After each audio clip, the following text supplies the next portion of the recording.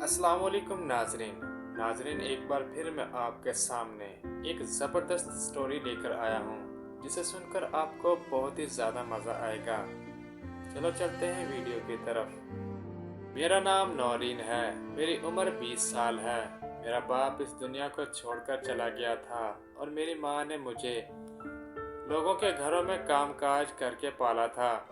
हम दो माँ बेटी थे क्योंकि मेरा कोई भाई नहीं था और मैं पैदा हुई तो मेरे अब्बू नशा करने लगे थे। इसके बाद अम्मी और अब्बू की अक्सर लड़ाई रहती थी, लेकिन एक दिन अब्बू अम्मी को छोड़कर हमेशा के लिए कहीं चले गए थे। हमारी रिहाइश लाहौर की है और लाहौर में हमारा अपना 4 मरले का मकान था जिसको हमने अच्छी तरह बेहतरीन तरीके से बनाया हुआ था। अब्बू के जाने के बाद हमारे घर में खाने को कुछ नहीं होता था, इसलिए अम्मी लोगों के घरों में काम काज के लिए जाने लगी और इस तरह हमारा रोजी रोटी चलने लगा। अम्मी ने काफ़ी सारे पैसे इकट्ठे करके मेरी शादी कर दी थी और घर जमाई रख लिया था। मेरे शोहर की उम्र तकरीबन 30 साल थी। इसका नाम हम्माद था। मेरा शोहर पहले भी हमारे घर में आता जाता रहता था और इसके अम्मी के साथ भी ताल्लुकात थे, इसलिए अम्मी ने इसे मेरे साथ निकाह करने के लिए कहा था। तो अनवर भी मान गया था और वो काफ़ी खाते पीते घराने से था, इसलिए अम्मी ने इसको मेरा हाथ दे दिया था। लेकिन हमाद साहब के साथ इसका एक 14 साला बेटा भी था जो अभी स्कूल में पढ़ रहा था, तो हमाद साहब ने इसको भी अपने साथ ही रख लिया था और वो मुझे अम्मी कह के बुलाता था, लेकिन मुझे वो बहुत पसंद था और मेरी नीयत इस पर बदलने लगती थी। अम्मी अक्सर हमाद के साथ बाहर निकल जाती तो मैं और मेरा सौतीला बेटा नईम दोनों घर में अकेले होते थे। अक्सर औकात में इससे काफ़ी हंसी मजाक करती और इसे अपने पास बिठा लेती। वो मीठी मीठी बातें करता था और कभी मुझे गालों से पकड़ लेता और कभी मुझे कोई मजाक करता। मुझे इसका ये मासूमपन बहुत अच्छा लगता था और मैं इसके साथ बहुत ही राज़ी रहती थी। एक दिन मेरे शोहर हम्माद दिन को घर आया तो मेरी अम्मी भी घर में ही थी। मेरी तबीयत ख़राब थी और मैं कमरे में लेटी हुई थी। तो जब मैं अपनी अम्मी के कमरे में गई तो मेरे शोहर हम्माद और अम्मी बहुत ही बुरी हालत में थे।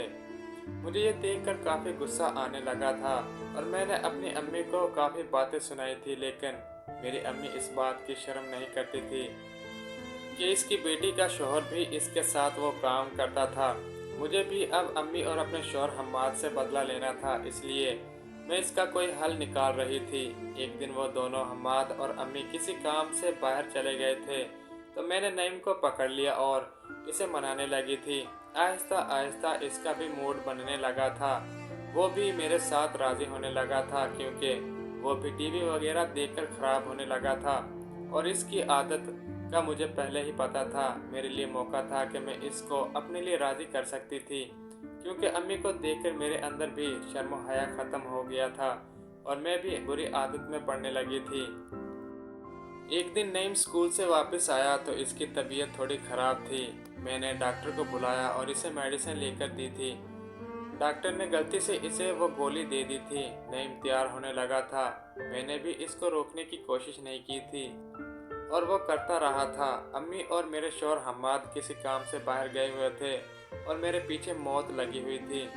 अब मैं इनसे चोरी छुपकर नईम के साथ करती रहती थी और मुझे कोई भी शर्मो हया नहीं था। नईम को भी इस बात का नहीं पता था कि मैं इसकी सगी माँ हूँ या सौतेली, लेकिन वो मेरा सगा बेटा नहीं था, इसलिए मैं इसके साथ ये समझ कर सब कुछ कर लेती थी। नाजरीन, अगर आपको ये कहानी पसंद आई है तो मेरे चैनल को लाइक शेयर और सब्सक्राइब कर दें। शुक्रिया।